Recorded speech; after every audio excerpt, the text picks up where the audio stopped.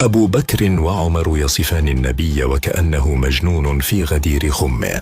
قال حسان الجمال: حملت الصادق عليه السلام من المدينة إلى مكة، فلما انتهينا إلى مسجد الغدير نظر إلى ميسرة المسجد فقال عليه السلام: ذلك موضع قدم رسول الله صلى الله عليه وآله، حيث قال: من كنت مولاه فعلي مولاه.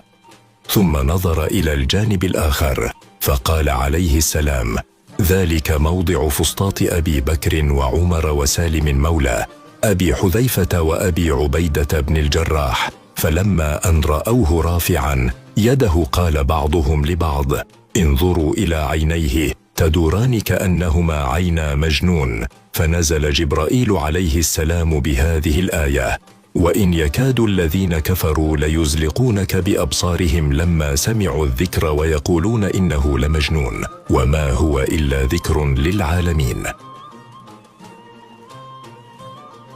السلام عليكم. لا تنسوا الإعجاب بالفيديو والاشتراك في القناة تشجيعا لنا لنستمر بنشر المزيد إن شاء الله.